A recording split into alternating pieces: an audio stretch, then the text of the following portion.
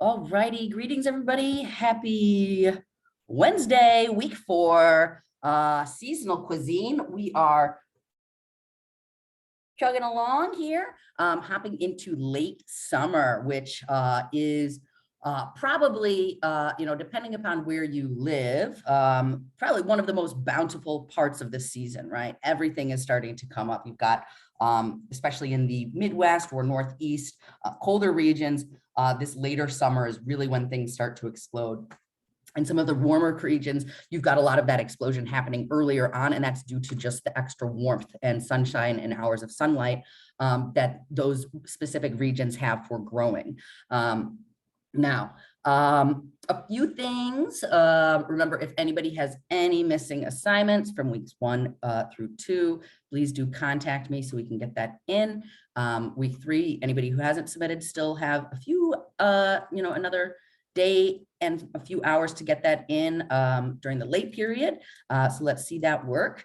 And then in regards to discussion forum, I saw a lot of great CSAs. Some people found some really unique ones. The biggest issue I saw were some issues was some people were just doing a farmer's market or perhaps a farm. Remember, the whole focus on this is community supported agriculture, utilizing that the idea of taking a box, a CSA box. So that ensures that essentially what the CSA does is ensures that these farmers will have these products sold. Okay, that's why people buy a share. It's essentially giving a farmer saying, hey, in advance notice, I'm going to be doing this. So there isn't that risk, the huge risk, and it allows those farmers to get that extra money coming in case they're tight on their budget. Just like many restaurants, farms also have a very tight budget and don't necessarily make a huge profit. Especially if they've recently gone through the accreditation process of becoming organic. Saw a few that were not doing organic, was not certified because of the cost. So as you can see, it has a huge impact. Just keep on diving deeper. It's great to find farmers markets in your area, but we're really looking for CSA, community supported agriculture farms that are setting up here. So that's really what the focus there is. So don't forget to reply to classmates as well. If you haven't done so already, those gives you those extra points, right? And every point adds up. I'm trying to think if there are any other big notes. Nope, other than let's just finish strong. We're past that halfway mark. So let's start cranking everything out, keep on pushing. I've seen some great knife skills. I'll be grading week 3s tonight and tomorrow. And let's take a look. Did anybody have any questions regarding week 3? Otherwise, we're going to hop on into week 4. All righty, solid. So late summer, as we're talking about, this is the time. These are when the sweet, delicious watermelons are coming in. This is when corn on the cob is at its sweetest, at its finest, right? You're going to see a big variety of tomatoes coming up during this time as well. Late summer, eggplants start to come in, peppers start to come in. These kind of trail into that fall as well a little bit. Some of these are a little bit later in the season, but generally that's what you're seeing. Of course, a ton of herbs are coming up as well. A lot of times herbs and lettuces can be grown pretty much year round, depending upon if you're doing a hydroponic or aquaponic infrastructure, which means indoors. We're going to be talking a little bit more about that as well. Let us hop in. This week is a little bit weird because we're going to be doing preservation, but we're going to be talking about more of preservation next week. Preservation kind of starts either in late summer or fall when that harvest is coming in. And preservation is key because we know that if we preserve something while it's in season at its best, we harvest it and then we preserve it, right? Whether that's through drying, jamming, pickling, smoking, curing, fermenting, a ton of different techniques, freezing, right? Dehydration as well. And then this is able to, depending upon if you do a proper canning, that can become shelf stable, meaning you don't even need refrigeration to keep these if you've done a proper canning. We're not going to be going through the steps of canning. However, if you choose to do so, you're more than welcome to do so this week. Canning kits can be purchased pretty cost effectively.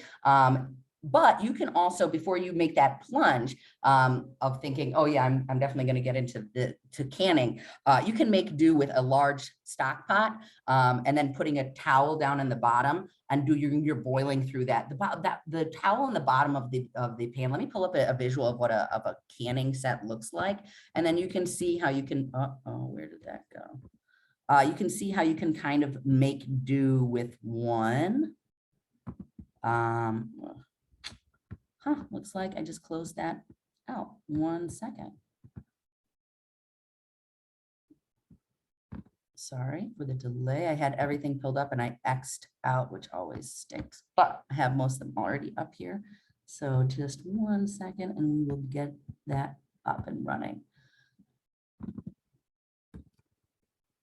Pull up a canning one. Continue that conversation. All right. So this is what a canning set looks like. Oftentimes you'll get all these extra little kits and, doodads going along with it. Not necessarily required, but definitely can be helpful. So ball jars, which is really common mason jar, they make one. Oftentimes it comes with a large pot like this. Okay, this would be kind of a little bit more basic one. You have this funnel that's for putting your liquids in so that you can still keep a clean jar and a clean rim.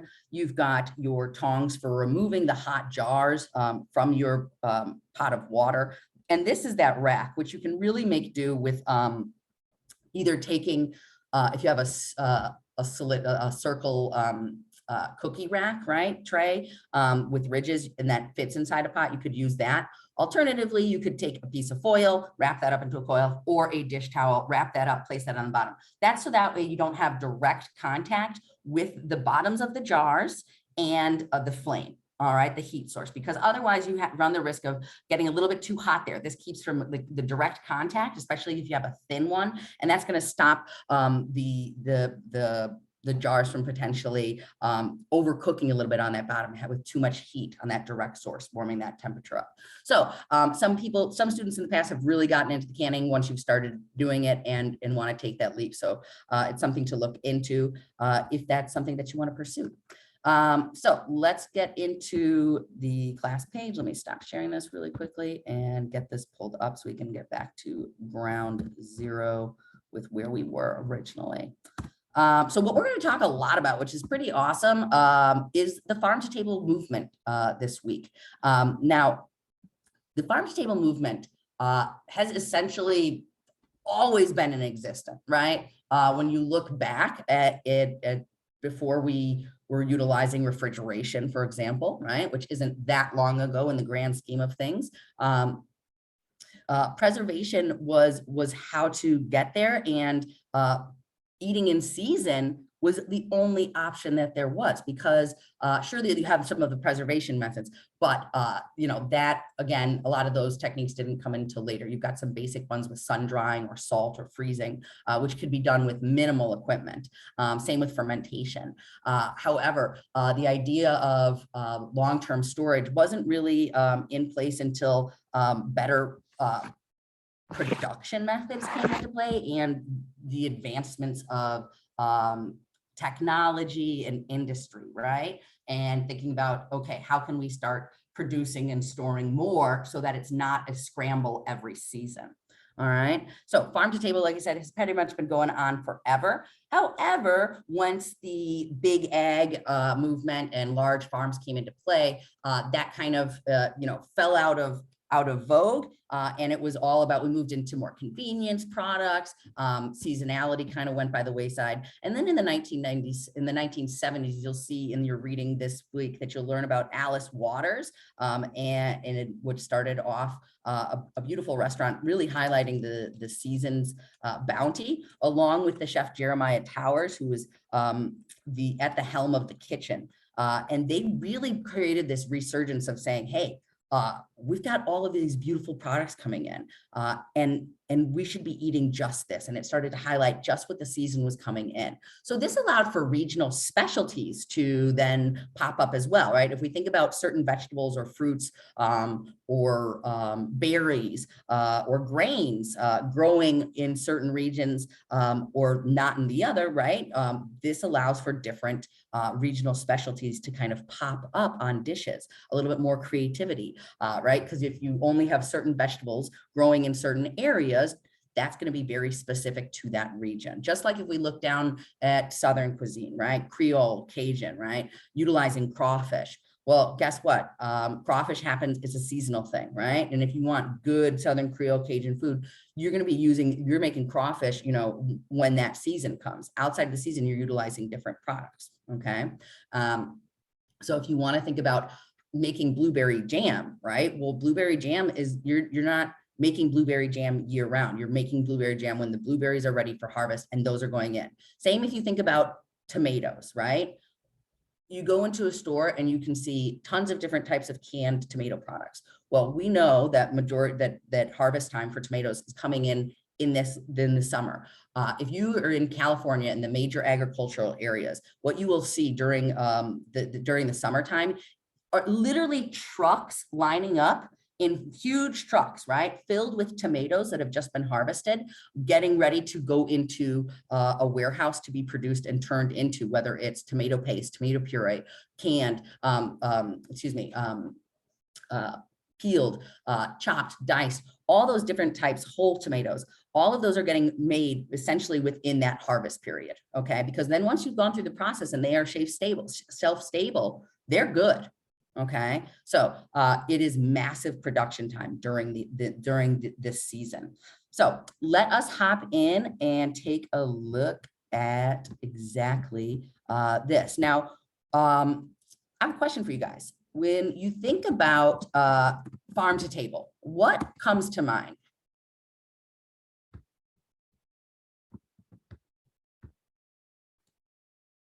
Put it in the chat or whatever you like. Raise your hand, unmute yourself, whatever you want. What comes to mind with farm to table? Cooking what I pick. Cooking what you pick? All right. Yeah, awesome. Definitely. What's in the season? A lot of crops, maybe. Okay. Yeah, maybe variety. What else? What else comes to mind? Do you think freshness, right? Do you think that maybe it's more local, right? What do we think about, do we think that it's going to be the same cost, or would you maybe willing or be thinking about that it's going to be a little bit more expensive? What do you think? Probably cheaper if it's seasonal. Well, you do have, you bring up a good point where seasonal products oftentimes are more cost effective in the sense of tomatoes during the harvest of summer per pound are going to be a lot cheaper and a lot higher quality than what we get in the winter. Okay. And you're right. But when we think about a farm to table restaurant, it's going to be a little bit more expensive, right? Because we're thinking about, okay, we're not a part of this huge system where, let's say your restaurant is in Virginia and you're getting your veggies shipped in from California and Texas, right? That's a long way to travel, right? Those fruits and vegetables have already been sitting there for a while. So when we think about farm to table, you're usually thinking about a bit more local, oftentimes maybe not traveling more than 150 miles. And because of that specialty that you're creating essentially supply chains and working with supply chains that aren't a part of the massive infrastructure, okay? You're not necessarily ordering everything from Cisco or Gordon Food Service, or whatever other types of massive vendors you have for supplying products, right? You're working with farmers, you're working with smaller distributors, okay, on a more local basis. Right? So when we look at farm to table restaurants, they really kind of went crazy about 15 years ago. I mean, everywhere was a farm to table restaurant, right? Now, if you think about it, technically, if a product came from the farm and ended up on your table, sure, that's farm to table. However, that's not the true meaning from it, okay, behind it. So what was great? Now, when you think about, I wanted to bring up the topic of what do we think if farm to table restaurants are going to be more expensive or less expensive? And the fact is they're quite a bit more expensive. And people are willing to pay because they know of the high quality, Okay, the high quality of the vegetables and the fruits, or even the animals, right? The eggs or the cheese products, right? We're talking about, or artisan bakery, right? Baked goods, as opposed to massive mass production of breads and baguettes, right? So we're talking about a higher quality, smaller production levels. Okay, now if I'm a restaurateur, I have a restaurant and I'm like, oh man, everybody is talking about farm to table right now. You know what? Let's get on this. Let's make our menu farm to table. Let's start talking about this. Let's start putting this on our menu. Okay. Well, what happens when somebody knows you can charge more, right? And remember, unfortunately, not everybody is honest. And that is in every sector, in every industry around the world. It's part of life. Not that it's good, but it's there. And a lot of places said, hey, you know what? Let's ride this wave. We can jack up the prices on our menu because people are going to be thinking that this is farm to table. And I'm going to make a bunch of money on it, because now that price that I could sell that plate for $17, I'm charging it $22 right now. I've just made $5 on nothing. All right. Say, you know, you wanted to, oh, here's a good one, right? It's like, you're thinking about, it becomes a little bit different, especially when we're looking at, not totally different, but a little bit different when we look at just plant-based, right? Because you're oftentimes seeing higher price, extremely higher price points on, you know, free range or grass-fed beef or chicken or pork or eggs, or raw dairy, right? Things like that. Now, when you look at those price points and compare that to conventional, it can be 8 times the cost, right? For regular old pork that I buy versus wild boar or free range, right? Or grass-fed. You know, let's talk about even the quality difference of if we're looking at a lacto-ovo vegetarian, right? Organic, high quality cheese from grass-fed cows or goats is going to have a much larger price point than cheese that's just regular old cheddar, right? That hasn't gone through these, hasn't had, you know, cows grazing, living a good life, eating how they should, right? Because traditionally, right, cows are based on herbs and what they're finding around on the farm, as opposed to eating corn and soy. Now, you take milk that's made from a cow that's eating corn and soy, or milk from a cow that's eating grass. You're gonna have higher quality flavor, different color, different notes, right? And in the end, again, this is just these differences between conventional and a little bit more artisanal, right? Or organic versus conventional. So getting back to this, right? This whole idea of, how do you know if that cheese was really grass-fed? How do you know if those products, that lettuce, really came from the farm that they're saying? So I'm going to show you a few examples. So this is incredible. There was a big investigative research from the Tampa Times, which is incredible. And I'm going to put this on the class page so you can all read it. It is a 6-part expose that when I read it, I fell in love with it, because I thought it's so important for us to realize what's going on out there, right? And it's important as a chef, as a cook, or as a manager, as an owner, to understand what your responsibility is as well, right? I believe we owe it to our guests to be honest. There's a whole thing called truth in menu laws, which is essentially that. Are you lying in your menus? Okay, so the issue here, so as you can see, instead of farm to table, it is farm to fable, right? So these terms flood menus at popular restaurants that claim to be farm to table, right? They want to pay, they're willing to pay. However, all right, for years, this food critic, Laura Riley, was like, I'm on something, something's going on. So she started doing big time research, all right? So this is where it goes, okay? Essentially, we eat and we choose with emotion. A lot of our stuff comes with emotion, right? Or you see like Nature Valley. Let's think about Nature Valley bars, right? And they depict this beautiful green grass and all this, right? Like this one is saying, a story about overalls, rich soil, and John Deere tractors getting, you know, broods of chicken. Well, what's the actual reality here? Bait and switch, which is a joke, right? You lure them in with one and you switch them out. Okay. So, and as this is where it goes on. So with the tagline, local, simple, and honest. Okay, we use local products whenever possible. And as we go in,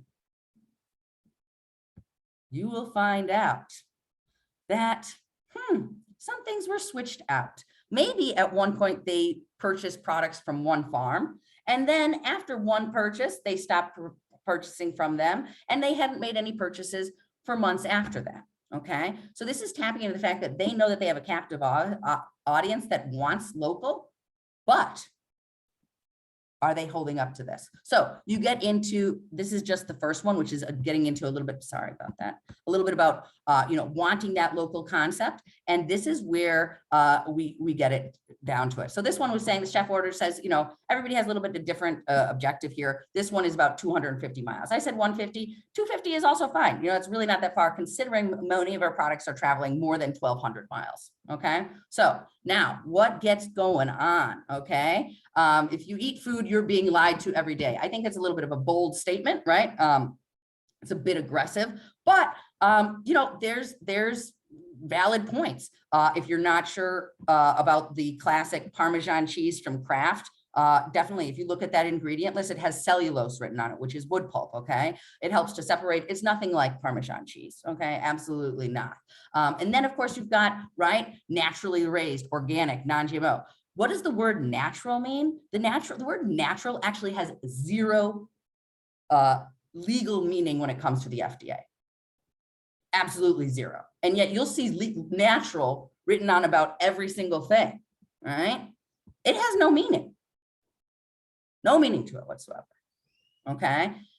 We can look a little bit more into eggs. I don't want to go too far into this, but if you look at what all the different meanings of what eggs have, cage-free, free range, and you find out what those actually mean. Just because they're cage-free doesn't mean they're living in a good life, right? And yet you're paying, right, a difference of industrial to cage-free to brown eggs versus white eggs. Again, no real difference there. Okay, that's another trick to make you think that you're eating something more natural when it really isn't. There's brown laying egg hens, there's white egg laying hens, there's green, there's purple, there's blue, all different types depending upon the breed, right? Selective heritage breeds are going to have different colored eggshells.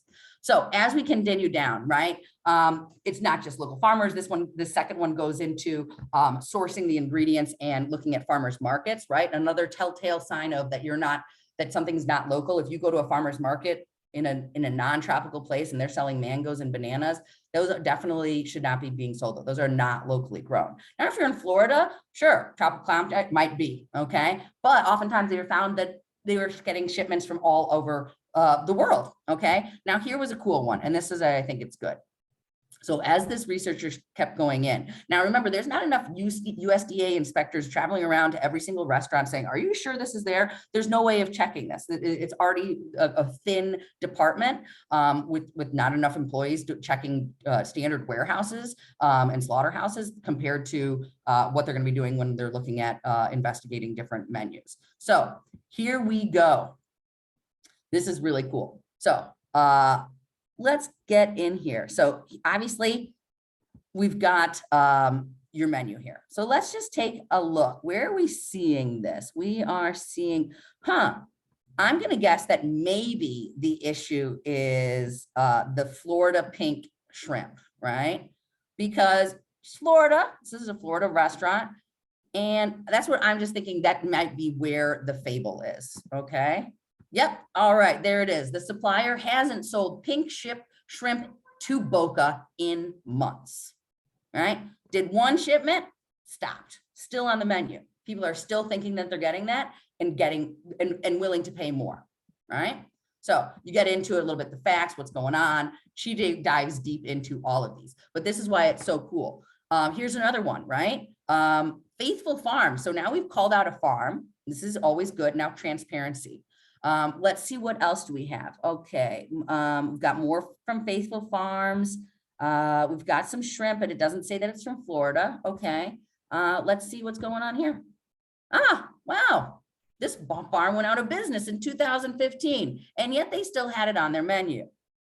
All right, so this is where it gets super sketchy, guys. Now, Transparency. If you want to have, because we don't want to get to a point where we're saying we're not going to be doing farm to table. It's all a scam. No, maybe you want to support your local farms. You want to have best products, right? You just checked out these CSAs and you're like, man, there's so many great products. There's so many great farmers. I want to be supporting them. I want to support this local artisan bread maker. I want to support this local jam and jelly maker.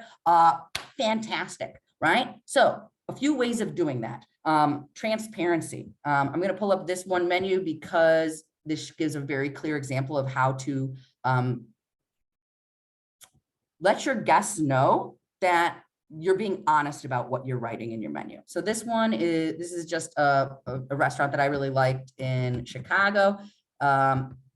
Definitely, they serve everything from, beautiful cured meats to gorgeous salads, pretty much everything. But I'm pulling this one up because this one is so special in the sense of, this is how, if I were to have a restaurant and I really wanted to call out my farmers and let my guests know that I believe in this movement, I'm supporting this movement, and this is where it's coming from, is by putting it on my website, putting it on my menu, right? So here we go. Let's pull up the dinner menu. Let's see what we've got going on. And if we can get it. Sometimes when the internet, like the website doesn't let you do what you want to do.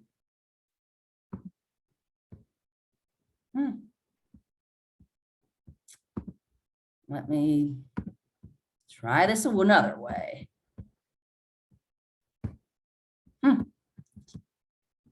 Okay. Let's see. Nope.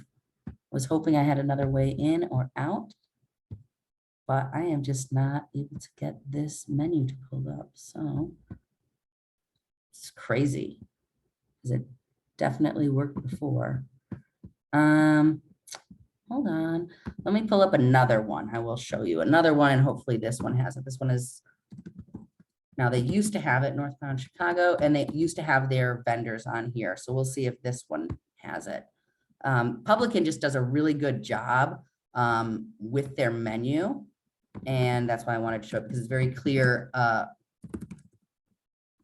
where they're coming from. So let's see. See if I can pull this one out. Nope, it looks like something is being really wacky here. Let's see if we can get here. All right, well, apparently we're having some issues.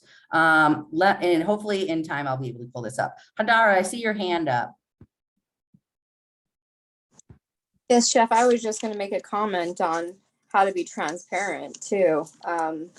I think one very big idea or what practice that they should do is put where they're getting, what farms are they using on their menu. And then customers can actually contact that farmer themselves and say, hey, I heard you were, supplying such and such.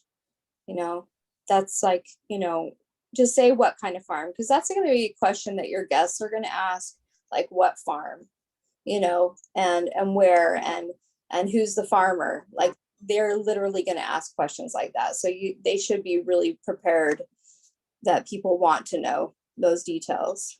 100%. Unfortunately, that's not always how everybody's running, right? You've got the chefs and the business owners that are really passionate about it and about supporting. And then you have other ones that are a little bit more passionate about making money. And that's just, unfortunately, the way of business. But I was able to find this one. So I got North Pond to be able to pull up. This is the chef here. I used to work here back in like early 2000s. The chef is a James Beard, a Great Lakes winner. Makes very beautiful. I mean, it's fine dining, French cuisine, utilizing American products. But as you can see, right, this is the North Pond restaurant. They've got a great little herb farm outside. They compost, they recycle, very sustainable, and they've been doing this for years. This is not just they caught on the bandwagon. But here's an example of a list of their farmers that they're using. We're proud to work with these producers, and here you go.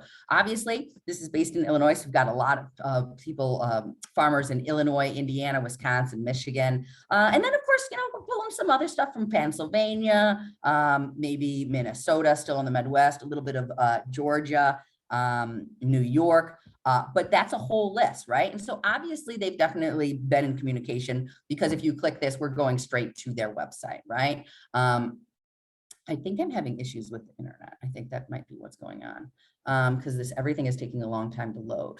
So, but this is, as you can see, a one way of presenting it. Their menus change constantly at the North Pond seasonally. Looks like this one is no longer in there. But so again, a good thing, right? Somebody should be checking on that.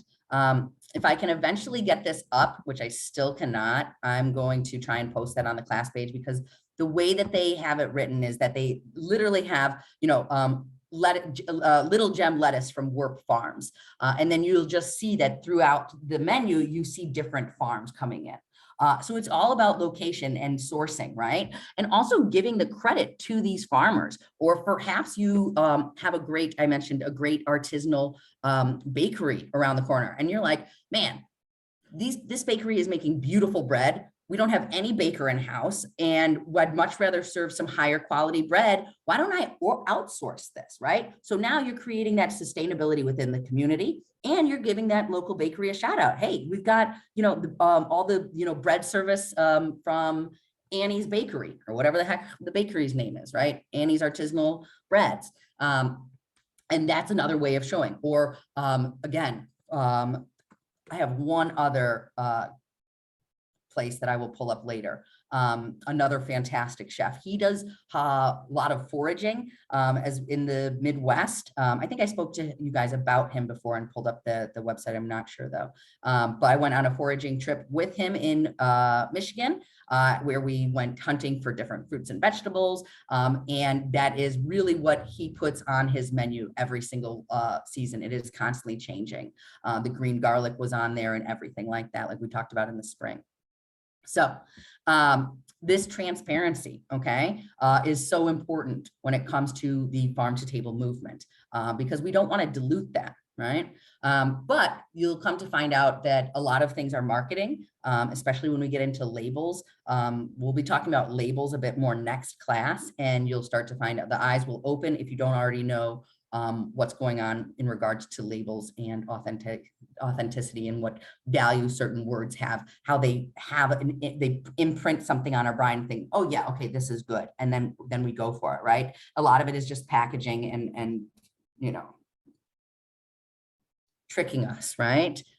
With beautiful packaging. I'll give you a great example of that. I was at the grocery store last week. I was looking for some eggs. I like to get, the highest quality eggs I can, because I just, if I'm gonna eat them, I want them to be good. And I see this new box that I hadn't seen, a different brand.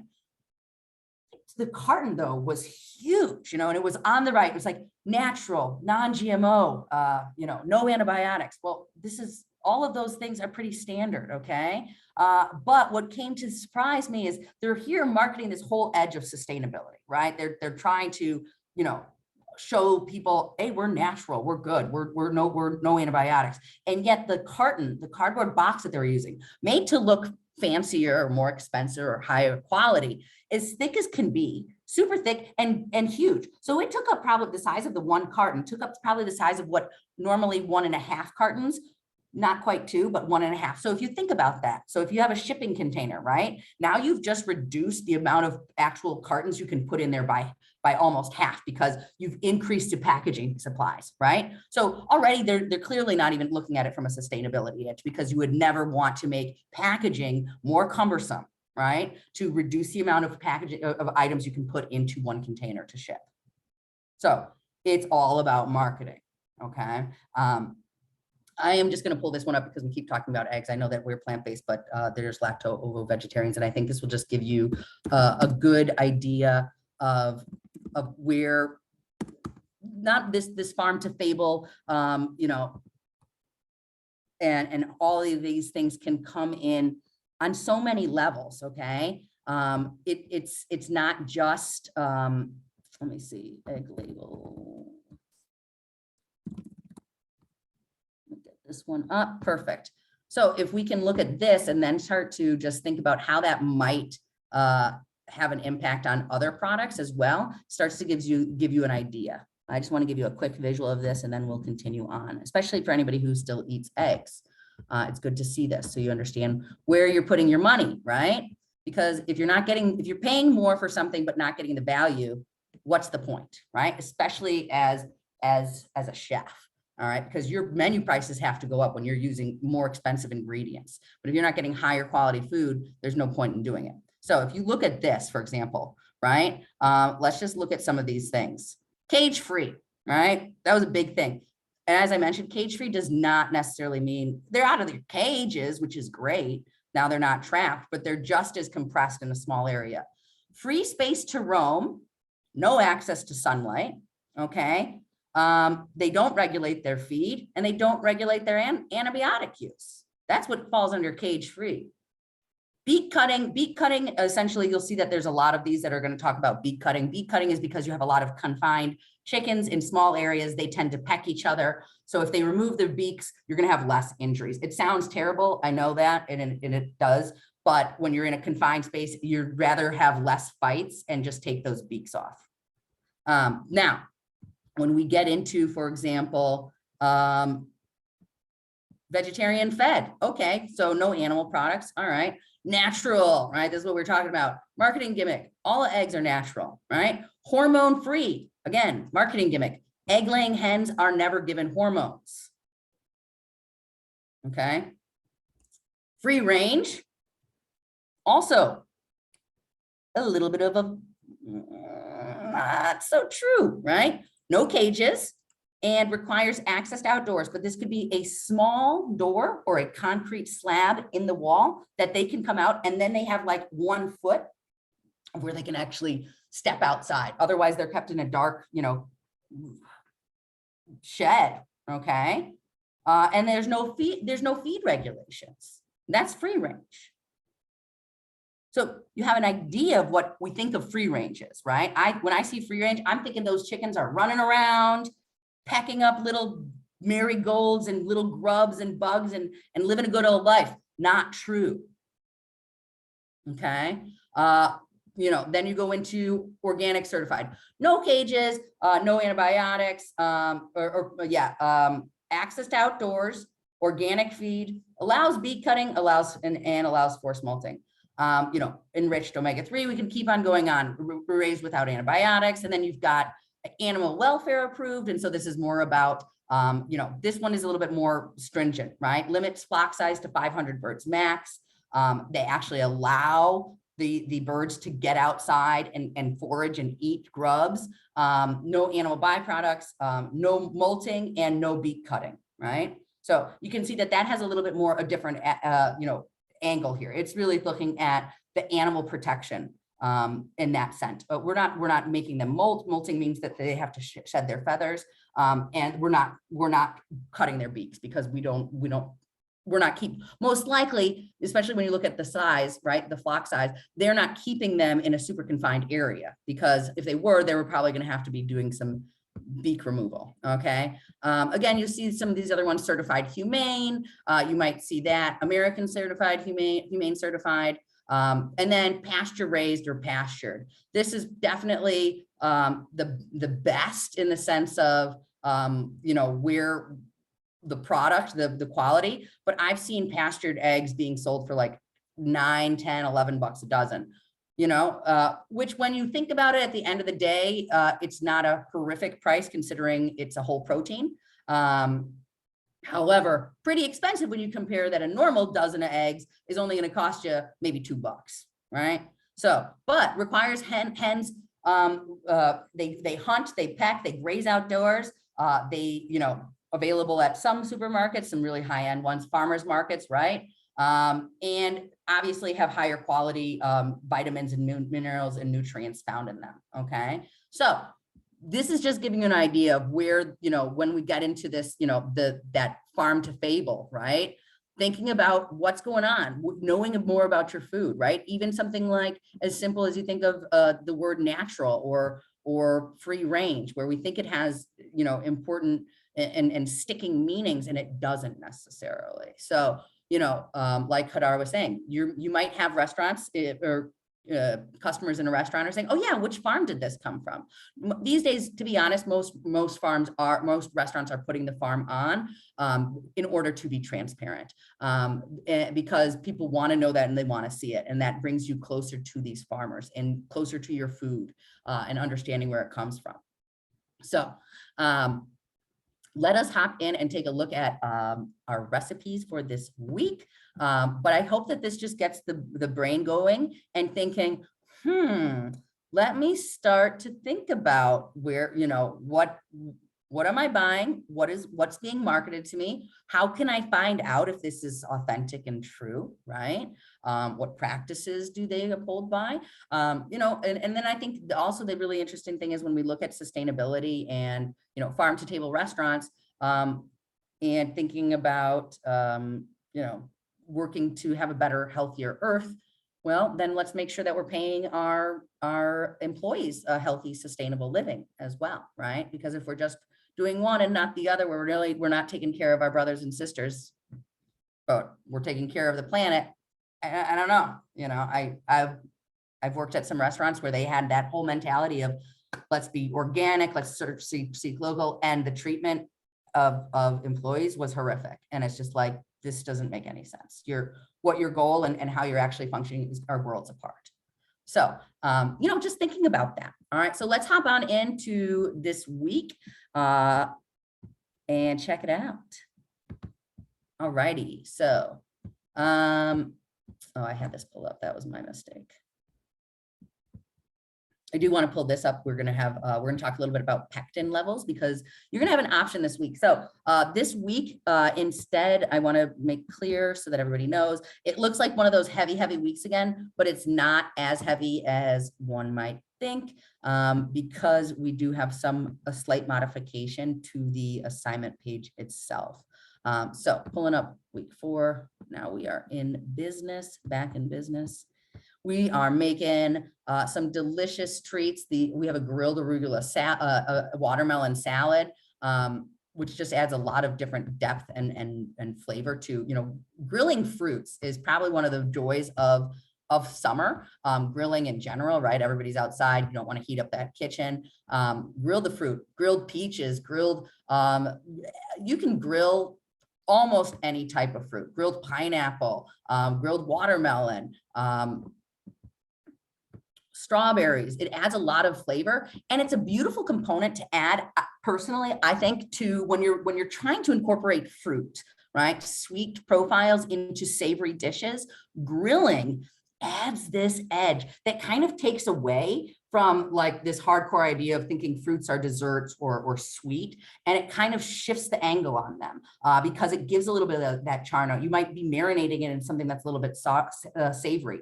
You'll often see a classic salad that became really popular. If you're familiar with the cheese called burrata, which is a mozzarella that has a cream fill inside, grilled peach and burrata salad with a balsamic reduction, similar to that. Now, if you wanted to make that a plant-based idea, okay, we can use one of those plant-based cheeses we made. We grill some of those peaches up. We get some other greens, maybe some grilled fennel as well, maybe some red onion, and voila, and some of that nut-based cheese. And now you've got this really cool, sweet, savory grilled salad. Okay, you could do a grilled strawberry dish where you're maybe you wanted to make something a little bit, you didn't want to go really savory, but you didn't want to go super sweet. Strawberry shortcake, a classic, right? But what if you did a few grilled strawberries on there and the mint and balsamic reduction, right?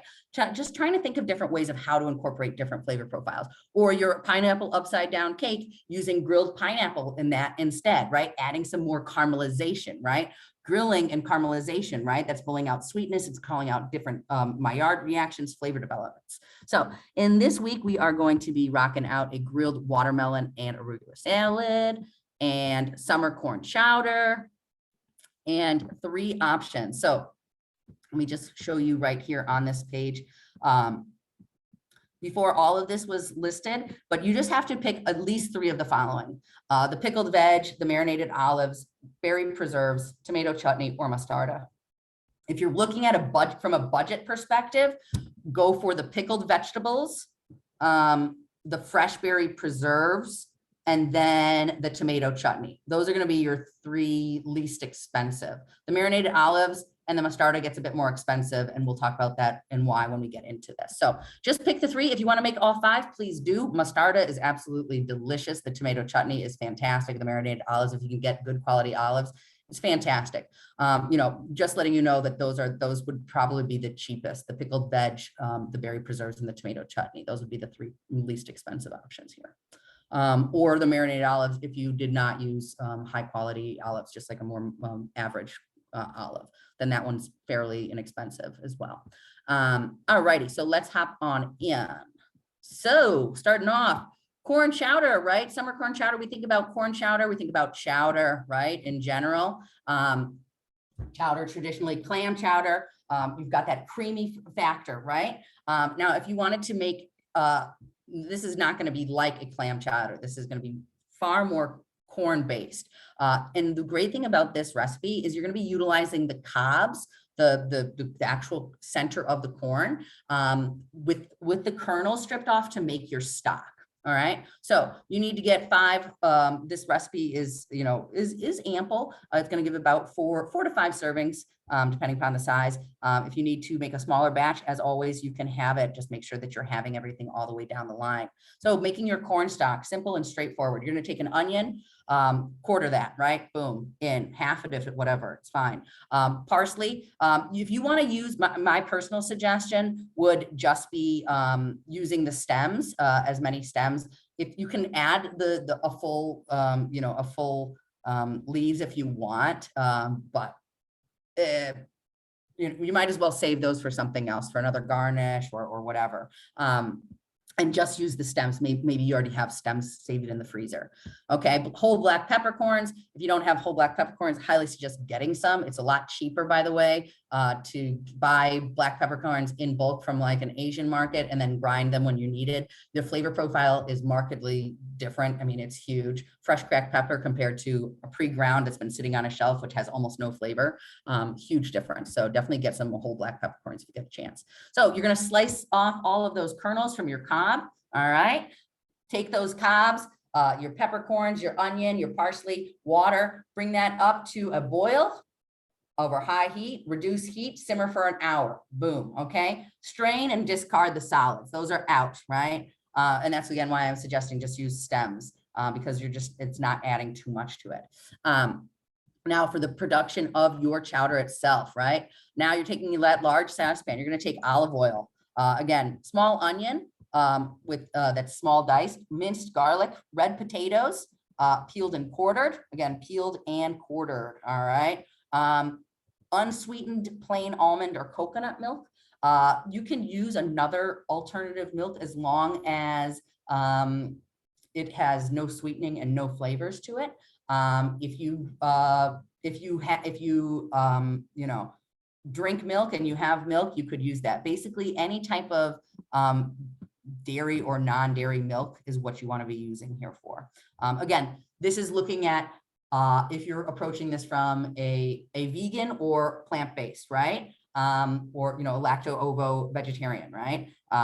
It really depends. You can get different flavor profiles when you think about this, right? So obviously by making it with an alt milk, you're not getting into that. Coconut milk is going to give a little bit of more sweetness to this because coconut milk tends to be a little bit sweeter. But coconut milk is also a bit thicker than your almond milk. So you're going to have a little bit more creamy finished product here. All right. Nutritional yeast, your green onions or scallions, and then paprika. All right. So take that pan, get an olive oil in there, medium heat, add your onions and garlic, saute for about 3 to 4 minutes. Next, you're going to add those potatoes, salt, and steam for about 4 to 5 minutes. Okay.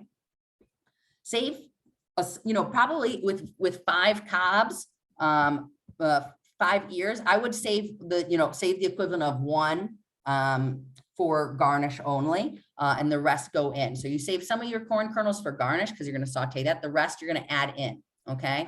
Add the broth. There's your stock.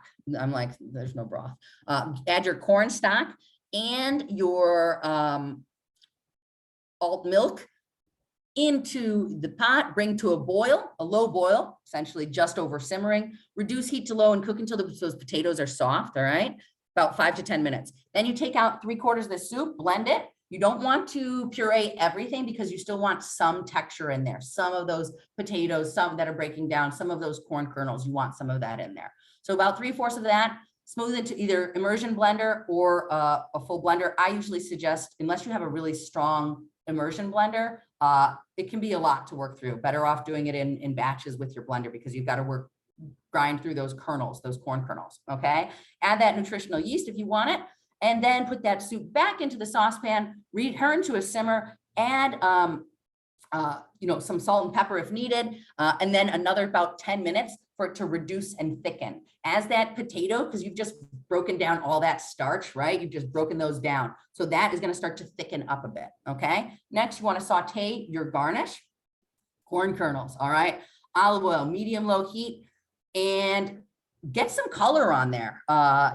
This is, I would love to say, you think about texture and flavor profile, this is all very mellow and mild. However, by getting some nice color on your saute of your corn kernels, you get color change, you get a little bit of textural difference, and then garnish with your green onions, maybe some parsley. If you chose to not use those leaves, you could use chiffonade them or mince the leaves, throw them on there, or even a little bit of your basil or parsley oil that you have, and then a little bit of paprika for color.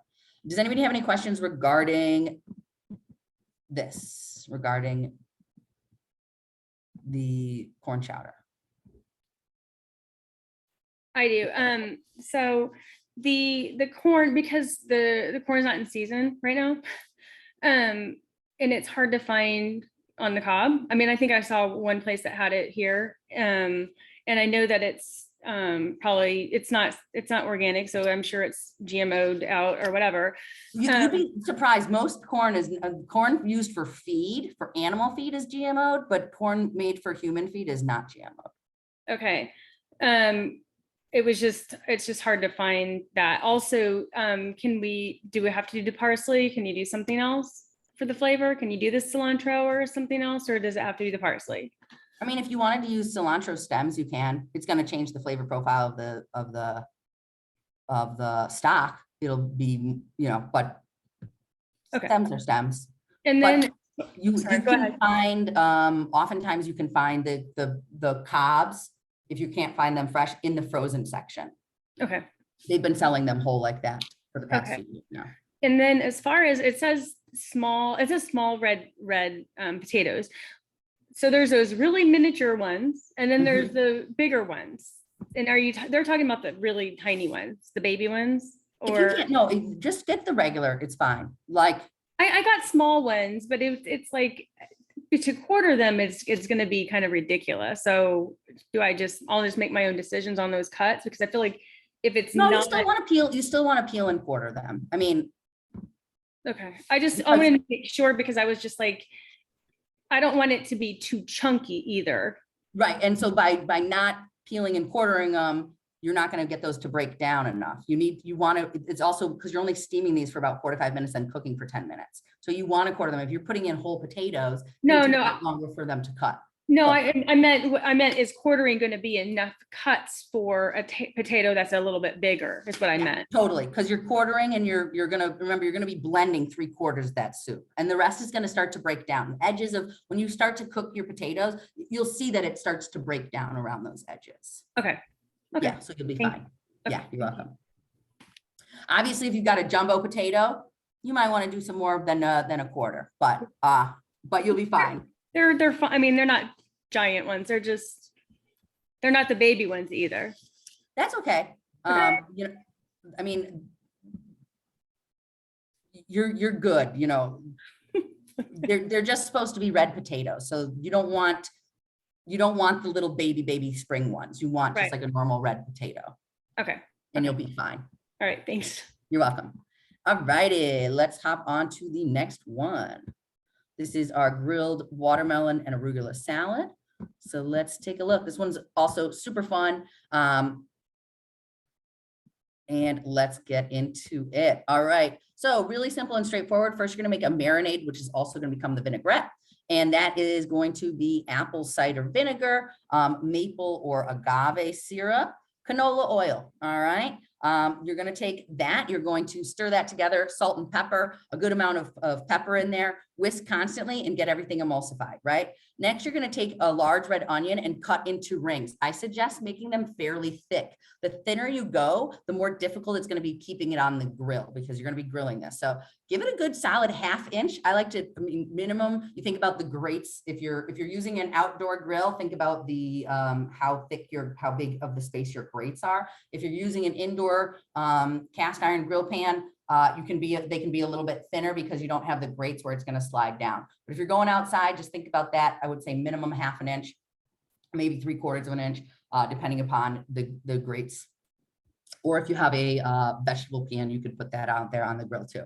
So you're going to slice those red onions into rings, and you're going to put that in that marinade for about 10 minutes. Okay. Next, you're going to quarter. You're going to get a seedless watermelon, quartered and sliced about 1 inch thick. Okay. And you are going to brush both sides of the piece of the watermelon with your vinaigrette. Okay. Sprinkle with salt and pepper if you want. And then you're going to grill, right? Get those golden, nice grill marks, right? More than golden. You want some definite color. Make sure that your grill is hot enough so that you can develop some color and sear. The last thing you want to do is have a grill that's on really low and you end up getting kind of an overcooked product. The higher some nice grill marks, high heat, get that on there, and then get that watermelon off so it still maintains some of that beautiful texture that watermelon has. Okay. So as soon as it starts to feel warm and slightly softened, but not breaking down completely, about 2 to 3 minutes per side. Okay, put that to another sheet so it can chill. Then your onions are going to go, depending upon how large your grill is. If you're outside, you could do your watermelon and onions at the same time. Okay, flip once, just get them soft and some color development. All right. Next, you're taking arugula, mint leaves, that vegan feta from week 2 or week 1, pistachios. If you don't have pistachios or looking for a cheaper alternative, you can use another nut that you have on hand. But the pistachios really make for a nice balance here with the vegan feta and the watermelon itself.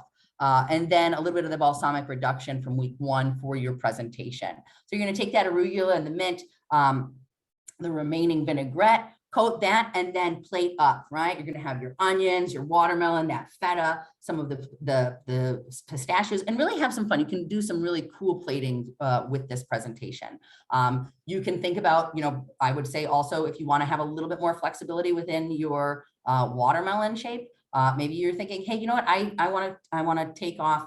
I want to actually do more than quarters. I want to do thinner, longer triangles, as long as you can get a good sear on it, or maybe you want to cut it afterwards. Just think about that presentation that you want to have for your finished plate up. Okay. But again, very simple. You're grilling watermelon and onions, and you're making a vinaigrette, and you're tossing it, and then you're plating it as a composed salad, pulling it all together. Next, we move into your pickled veggies. All right, simple and straightforward here. You have a choice of what type of vinegar you want to use. I personally like using a blend. It really depends upon what you have on hand and what you like, okay? Vinegar, water, sugar, salt, and spices, okay? Pickling spices. Now, you can purchase pickling spices, and it's literally called pickling spices. It usually consists of cloves, black peppercorns, bay leaves, allspice, maybe some juniper berries, really kind of depends, mustard seed, okay? But you could also create your own.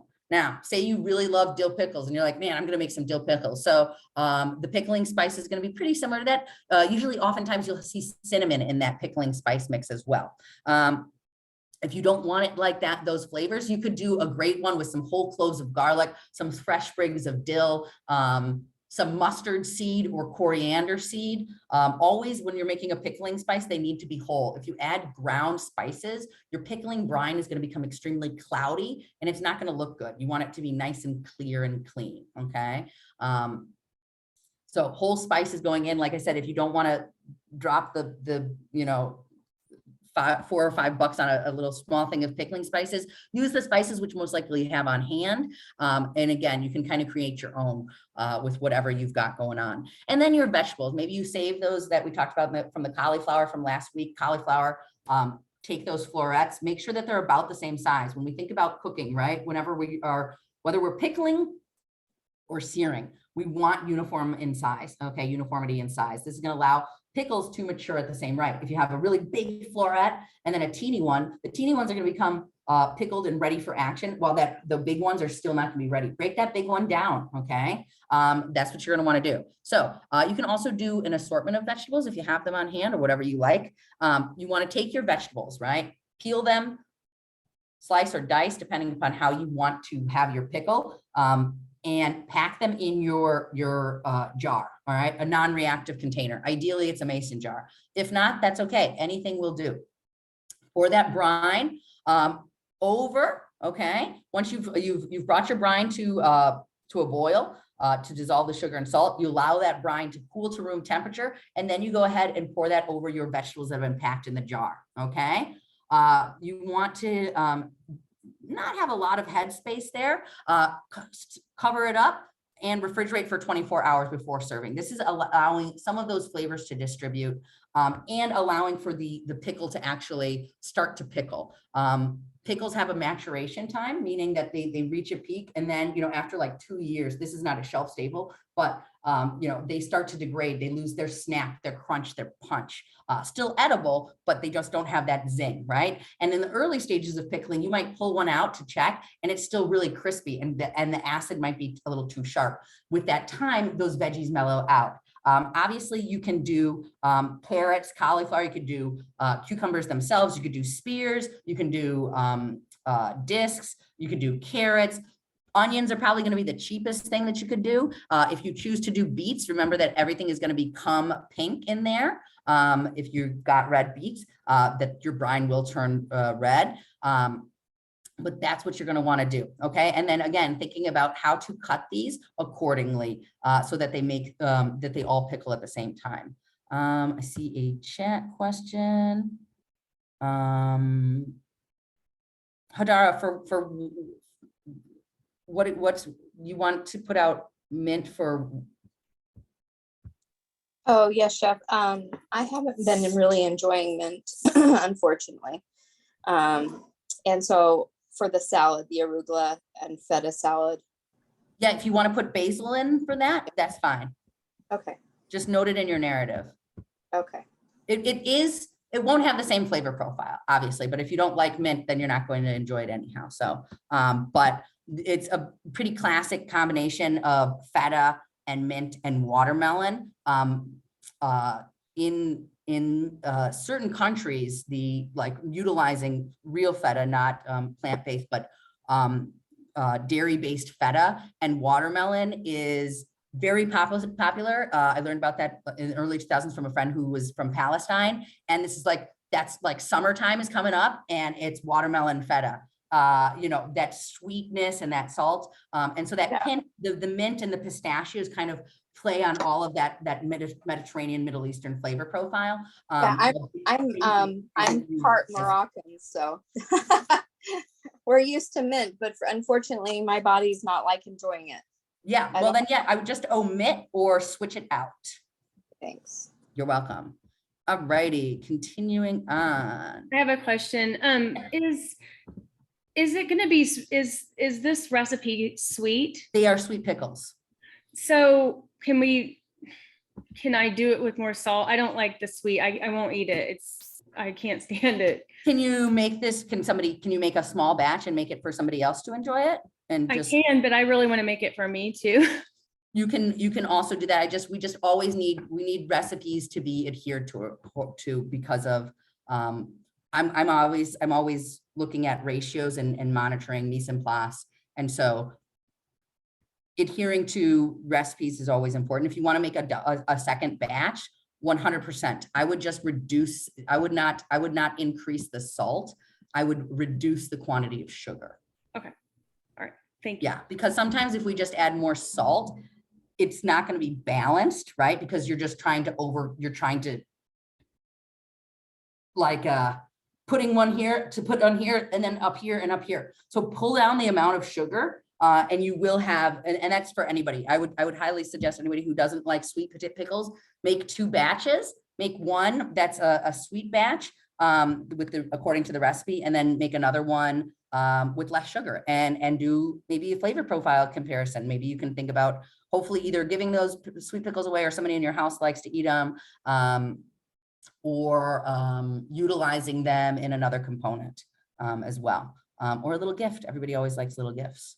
So something to think about. And obviously, as I mentioned, you can use any combination of vinegar. As far, Teresa, no, beets do not need to be blanched for making pickles. You can, but you do not need to. It really depends upon what type of finished pickled beet you're looking for. Texture wise, if you cook a product before pickling it, it's going to be a lot softer, right? So you can So make. do you cut it up in little dices? I mean, little pieces? Yeah, And I how mean, it depends. long would It take depends. it to pickle? Pardon me? How long does it take it to pickle? It depends upon the size of your slice, right? So like if I put in a whole, like let's say think about an actual cucumber. So if I put in a whole cucumber into a pickling brine, it's going to take a lot longer than a spear, and the spear is going to take longer than a thin coin, right? Because we've increased the surface area.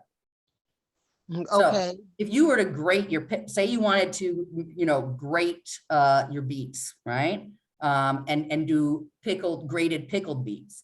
Those are going to be done quickly because you've grated them. So they're really small. So it's going to start to cook. If you went on really thin slices, right? Also, it's going to be quicker. They're still going to have a little bit of bite to them. Remember, whenever we're putting raw vegetables into a pickle, it's going to take time for them to start to soak in that vinegar, to soak that up and tenderize a bit.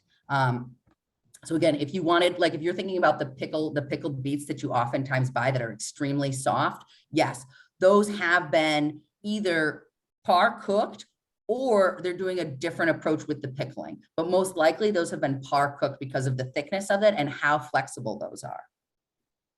Okay. But you could do thin slices, you could do julienne, you could do grated. For a beet, I would probably, like carrots, obviously if you put in big pieces of carrots, it's going to take a lot longer than if you do thin coins, right? If you do big chunks of onion compared to thin slices of onion, it's going to take a lot longer for those big pieces of onion to pickle compared to the thin slices because it's a difference of surface area. Does that help a bit?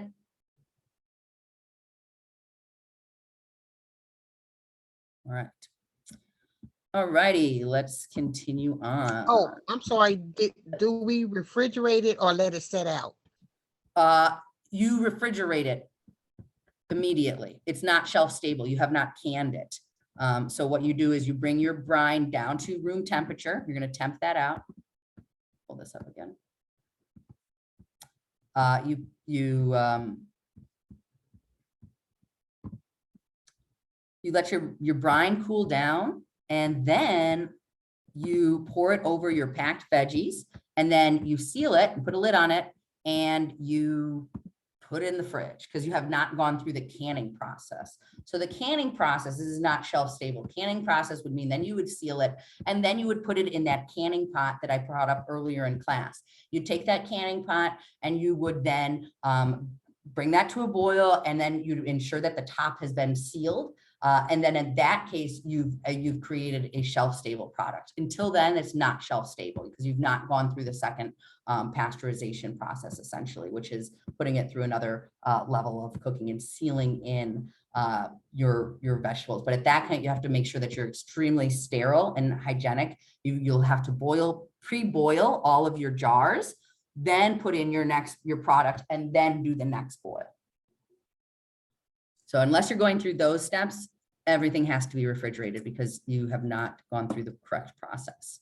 Now, you might find that you go to some countries and you find pickles that are really acidic and sitting on the table. And yeah, I mean, I've eaten them and I've never gotten sick. However, if we are heading according to USDA laws and regulations, you want to be thinking about that and the risk of getting somebody potentially sick, right? You know, eat at your own risk. I've definitely had a lot of things that have been not, you know, properly cooled or rapidly cooled or whatever. And that's fine because I'm willing to take that risk. However, we don't want to put that risk on any of our guests. So we need to make sure that we're refrigerating everything. But you'll find that they'll also start to degrade and break down sooner because you don't have the cold temperature. So that warmer temperature, room temperature combined with vinegar is going to get that really soft really quickly. So just the shelf life on it is not going to be as long. All right. So hopping in next, and we will get over this as soon as possible. We've got a few more here. Sorry that I'm keeping a little bit longer. There's just all these recipes for this week. All right, marinated olives. Again, this is very straightforward. Keys here, right? Imported olives mixed, either black, green, or mixed with pits. Okay, with pits means that has their seeds in it. If you keep that, if you go for ones that don't have the pits in it, again, they're already a softer olive, and that the mix is going to go in. They're just going to start to break down quicker. All right, essentially. So now what do? We're going to there we go. All right, so here we go. We're going to take those delicious olives, and again, super straightforward. You're taking olive oil, red wine vinegar, bay leaves, thinly sliced garlic, and you are going to just heat that so it starts to combine, okay? Just to get a little bit warm, just to get that oil and vinegar coming together and a little aroma coming out, okay? Then you're gonna pull that off the heat. You're gonna add the lemon rind, thyme, rosemary, and fennel seeds, okay? Obviously you have options. If you don't have this fresh, you can use dried, and fennel seeds, throw that in there. You then take your olives, add that oil mixture, shake it around, and put it in the fridge, okay? At least 2 hours for those flavors to develop, up to 2 weeks. Shaking that jar a few times to make sure that that oil distributes itself nicely and easily. But you get this really beautiful finished product. It's really enhanced compared to just like your standard brine. You know, you want to be purchasing ideally olives that are in a brine as opposed to, you know, buying ones that are already in a pre-mix. That doesn't work, right? There's no point of doing that, but these are for olives that are in a brine. Again, if you cannot find imported olives, oftentimes you'll find that at the grocery store at the olive bar in just a brine base, as opposed to ones that have all the other mixes. If you can't find ones with pits, get ones without, and you will still get a nice finished product. It just won't have the same textual integrity of an olive. If you're an olive fan, you know that there's a big difference between olives with pits versus olives without pits. And that's where the difference starts. And then it continues as you add heat and these other flavoring agents. All righty. Now, next up, strawberry preserves. This is where we're getting into pectin. All right. Super simple again, strawberries, sugar, pectin, and lemon juice. If you cannot find strawberries, what you need to do is utilize another fruit in this section, in the group 3 section. Apricots, blueberries, sweet cherries, figs, grapefruits, guavas, nectarines, peaches, pears, or Italian plums or pomegranates. All right. That's what you want to do. You want to get some strawberries there. So hopping back into the production, take those strawberries, hull them, meaning you take off their green little leaves, and either halve or quarter or leave them whole depending upon the size. I would definitely go for halves or quarters, irregardless of the size, because unless you want, depending upon your finished consistency of your preserves, you know, there's differences between preserves, jams, jellies, chutneys. Oftentimes it has relation to the consistency of the fruit themselves, or if they're put in whole.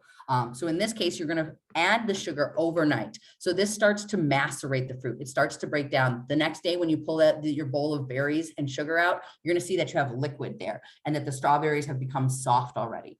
Next, you're going to take that sugar and fruit and cook that until it becomes a little bit of a puree consistency. You have 2 options at this point. You might not see that it's getting really soft the vegetable, the fruits, the berries, and you can either smash it with with your spoon or the back of your spatula. Some people have used a fork to just get that just a little bit more chunky. If you want the whole fruit, if you like having preserves with the whole fruit in, then you just want to go as is, okay? And then you want to then it doesn't, the actual fruits aren't going to break down into a puree consistency, but the texture and the consistency of the actual preserved liquid will be. You're going to pull that off the heat, add in your pectin, okay, stir in, put it back on the heat, cook for another 3 to 4 minutes, remove it again, add that lemon juice, stir it in, and pour that into clean glass jars and refrigerate. Okay, simple and easy. Again, you do need to utilize one that does require pectin and lemon juice, right? And as we saw on this sheet, this is why. If you look at, for example, sour apples and apples in general, and cranberries, crab apples, they all have enough pectin and acid to create that gel formation, and that gel is where it sticks together. So when we look at this on, you're going to take a spoonful out and put it on a plate. Let it cool first. Don't just go straight out of the sauce pot and onto the plate to show the thickness, because it's going to look just like liquid and I'm not going to be able to see it gelling. Okay. Another key pointer to look out for, you don't want to cook this so high over high heat that it starts to take on a darker, muddier color, where it's lost its bright red vibrancy. It means you've been cooking at it too high of a heat, and that those sugars have started to caramelize. All righty. Next up, we have your tomato chutney. All right, blanch and shock your tomatoes, right? This is essentially doing a concasse. You make a little X on the bottom of your tomato. You get your water rapidly boiling, drop those in, 10 seconds, pull them out, shock, boom. The skins come off super easy, all right? You quarter those. All right, next up, minced garlic, minced ginger, red wine vinegar, salt, sugar, green chili, fresh green chilies. If you don't like the heat, you can omit the green chili, or alternatively take out the seeds. So like you want to use a serrano or a habanero or basically any type of green chili that you want, green fresh chili. And then depending upon your heat preferences, either remove the seeds and membrane or keep it in. Golden raisins, you can use regular raisins. Oftentimes golden raisins are a little bit more difficult to find and or more expensive. So golden or regular raisins will do the trick here. You're going to soak those so they become plump. So that way, when you incorporate this into the chutney, they're already plump and beautiful. So you're going to take all of those ingredients except for the chilies and the raisins. So your tomatoes, your garlic, your ginger, your red wine vinegar, your salt, and your sugar. Put that in a small saucepan, bring to a boil, stirring just enough to dissolve that sugar, and then reduce that heat to low, simmer, stir occasionally so it doesn't burn on the bottom of the pan, and it's going to become thick and jam-like. You don't want a loose consistency here. This is a chutney. You want it to be thickened up, all right? Add those chilies and raisins, simmer in for another 5 to 10 minutes, adjust some salt if you need it, and then cool to room temp and store in an airtight container. Tomato chutney is really beautiful. If you like Indian cuisine, this pairs up nicely. I'm thinking about, this with some of that macadamia ricotta on crostini as a little play on that could be really delicious as well.